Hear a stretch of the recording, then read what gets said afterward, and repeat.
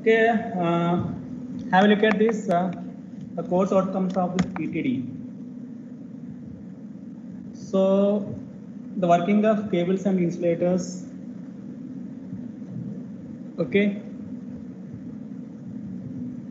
The parameters in the overhead conductors. The parameters means here R, L, and C. Okay, we'll be studying regarding this in the next sessions. Okay. What is the short, medium, and long transmission lines? Their performance. How to analyze the performance of the short transmission lines, medium transmission lines, and long transmission lines. Okay. So next one is how developing the design parameters of transmission lines. That is mechanical. Power transients. How to analyze the power transients, and various, at a glance, the operation of various distribution systems. Okay, I'm not going to the deep into this because in the coming sessions you will come to know about all these points. Okay. So what is electrical power transmission?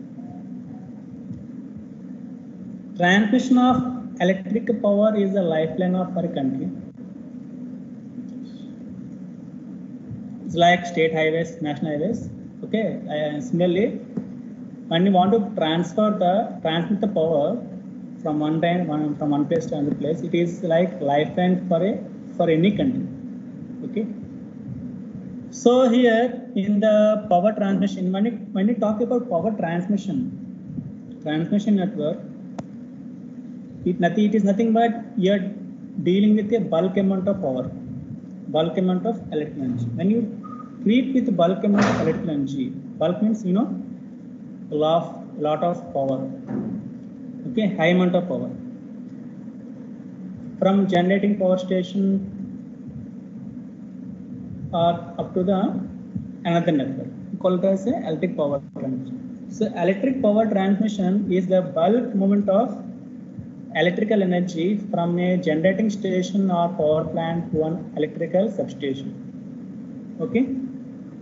So whenever you hear the term transmission means, you always remember that. So transmission means it deals with a lot of bulk amount of power, electrical power. Okay. And whereas this power, it is handled from the power plant up to the another substation. Substation means maybe up to a distribution level. Whenever a distribution level starts, end of the transmission line. And after it, we will get the distribution lines. Okay, that is up to end of the transmission line.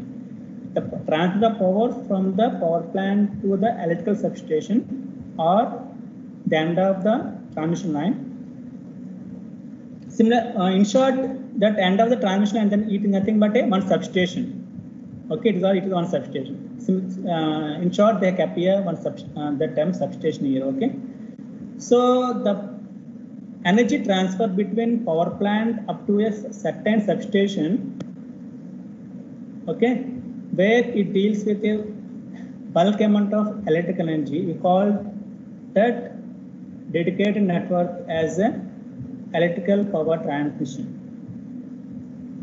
So transmission towers have to carry the heavy transmission conductors at a safe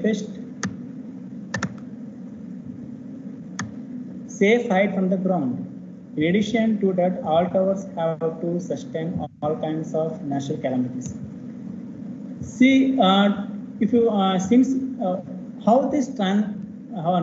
question is how this bulk amount of power is transmitted. You are saying the network between the power plants up to certain substation, okay, that carries bulk amount of power, call it as a transmission. But how this transmission of power is carried out? It is carried out through the towers. Okay, these are the towers that support the transmission lines. Okay, why do you have the towers here? What is the purpose of towers? The purpose of towers is to support these transmission lines. Okay.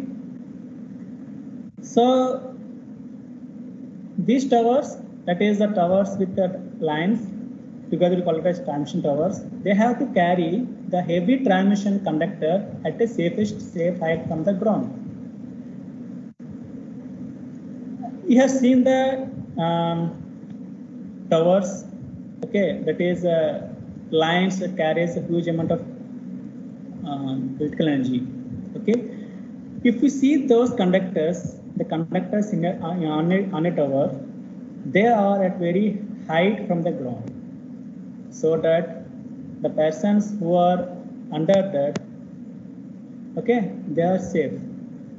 Okay, and in addition to that, these, okay, my question is, why do have towers?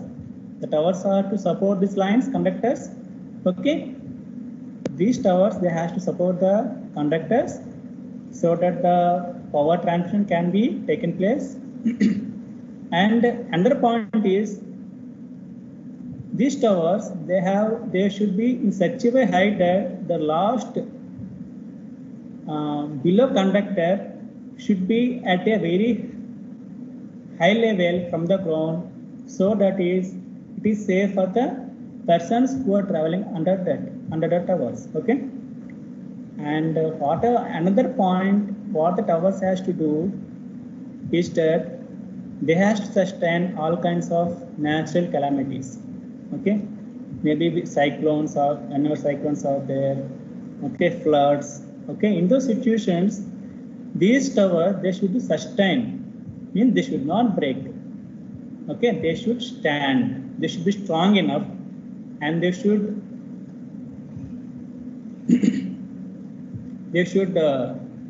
withstand all these natural calamities. Okay, you need, based upon these conditions, you need to lay any tower.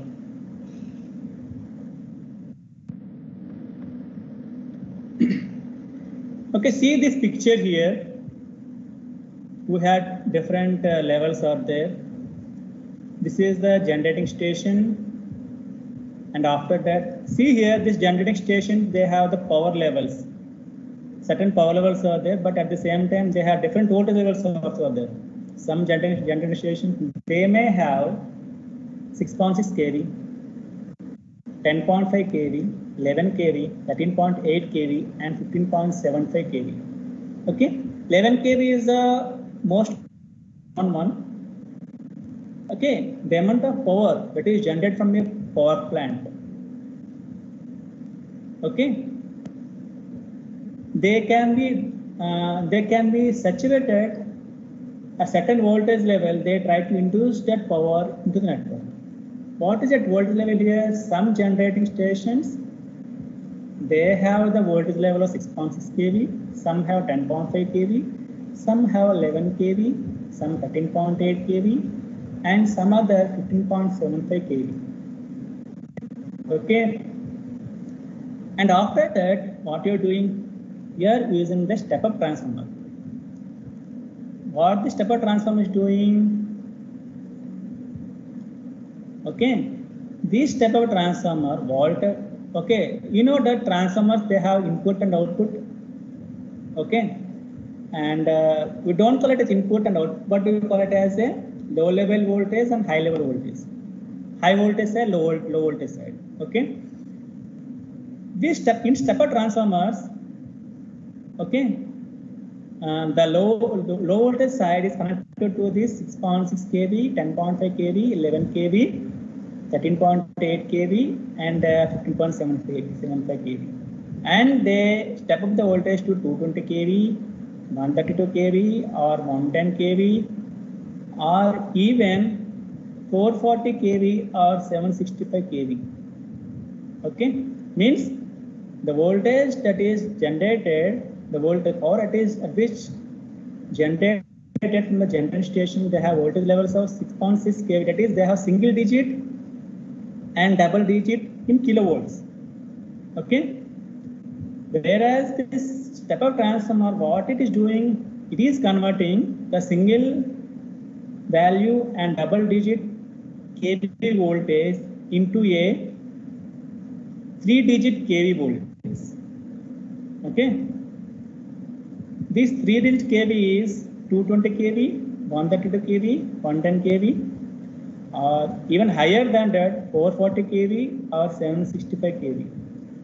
We call this as primary transmission. Okay. That is from this substation.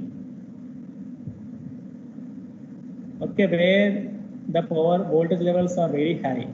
Okay, from that substation, we treat this network as a primary transmission. Primary transmission means you can say like express highways. Okay, in short, you can say that express highways. Okay, and we have this part. This first one where we have the stepper voltage taking place, call it as a sending end voltage. We will call this substation. You know that the voltage levels, when you try to increase the voltage levels, when you try to decrease the voltage levels, that takes place with the transformers. Okay, and those transformers where they have been situated, they are situated in the substations. What are substations? What are substations? What are doing substations? In substations, you are not generating any power. But what you are doing in substations, you are trying to change the voltage levels from one value to the other value. Okay? Substation means nothing but change of voltage levels, or maybe change of the frequency. Change of frequency with the change of. Why I am talking about the change of frequency means when you go for okay, it'll come in a short in the future. In the further lessons, will come across why I am talking frequency. In normal substations, you don't find any change of frequency. Okay, the frequency is constant. But what happens?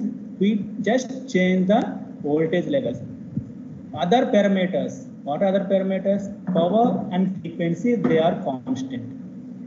In substations, power is constant and frequency is constant. Okay. But what are changing at substations? Which parameters changing at substations?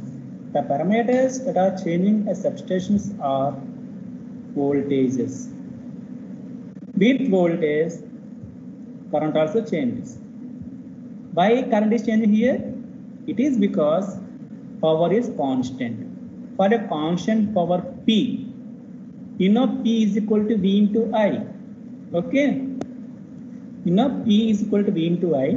Since you are treating the power, incoming power to substation and outgoing power to, that is incoming power to substations and outgoing power from the substation, it is same. That's why I am saying power is constant. Okay, P is equal to V into I. Okay, since P is constant, what I am doing at substations? Just I am changing the voltage. How I am changing the voltage? With transformers, I am changing the voltage from one level to the other level. Okay, from 11 kV to 220 kV, or maybe 132 kV, or maybe 440 kV, or maybe even 765 kV. Means I am changing the voltage levels. As the voltage changes, based upon the formula, P is equal to V into I. P is constant. I am changing V, so I also changes. Okay. So tell me, when I increase the voltage, if I keep on increasing voltage, what happens to current? Anyone?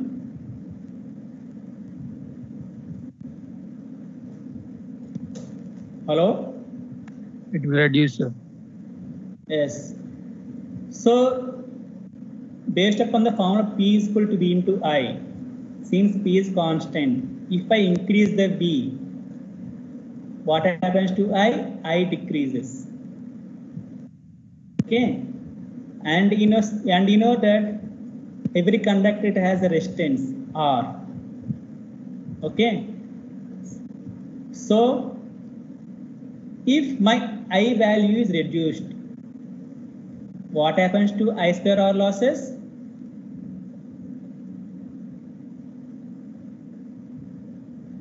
If my I value is reduced, what happens to my I square R losses? Reduces, sir. Reduces. Means I am reducing the losses. So the net amount of power that has been lost in terms of heat or in other ways, it is getting reduced. Okay. It is getting reduced, means I am saving the power. So when should I go for this increasing voltage? I should go for an increased voltage when I want to transfer my power to a very long distances. Okay. When I want to transfer my power from the Rajam to Delhi, it is very long distance. It is some 1,000 kilometers. Okay. I want to minimize my power losses. How can I do that? I can do that by reducing the I value. Okay. So what I do? Simply I will at Rajam, I will increase the voltage level to some 440 kV or 765 kV. Okay. From here Rajam to Delhi, I will send my power at 440 kV or 765 kV. This entire network transmission of power, I call it as a primary transmission. Okay.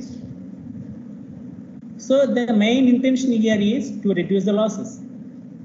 When they are trying to increase the voltage, the main purpose is that you need to transfer the power to long distances. Then only it is economically feasible. Okay, you can't do this for short distances. If you do this for short distances, we will result in economical losses.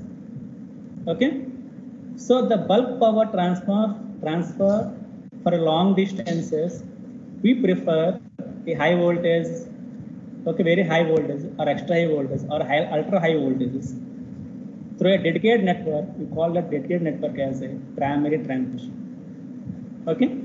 So here the sending end voltage is a Rajam. In this example, the sending end substation is at Rajam and receiving end substation is at the Delhi.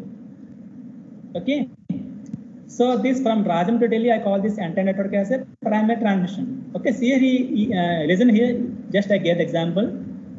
Practically, it is not existing. Okay. Just I gave the example Rajam and Delhi. Okay. So receiving station, substation, now it is at Delhi. So what I am doing at Delhi?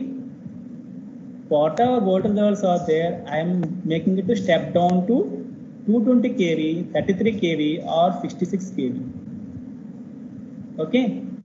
We call it as receiving substation. At receiving substation means at Raza, at New Delhi, I am stepping down the voltage from 440 kV or 765 kV to 220 kV, 33 kV or 66 kV. Okay. Maybe from 220, 130 to 110, 440, 765. From there, I am decreasing the voltage levels to 33 kV or 66 kV. Okay. That is receiving substation. From that substation, if I go travel like this, I got a second substation. There at second substation, what I am doing, I am making again further step down the voltage to 11 kV or 6.6 kV or 33 kV. Okay. As from second substation, that is from receiving substation to second substation, I call it as a secondary transmission. See here, in transmission we have two types are there, primary and secondary, based upon the voltage levels. And if you see at primary transmission and second transmission, there are no loads. There are no tap of the loads. See here, after second transmission, second substation, I have a consumer. means I have a load tappings here. But whereas in transmission lines, maybe primary or secondary, I don't find any tappings for the loads.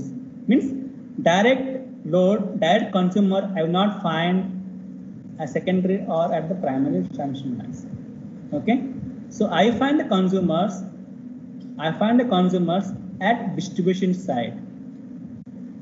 See, as you see in transmission, we have two types of the primary and secondary. In distribution also two types of the primary and secondary. Okay, primary distribution and secondary distribution. Okay, from 33 kV, 11 kV or 6.6 kV to 440 volts, we call it as a primary distribution lines. Primary distribution lines.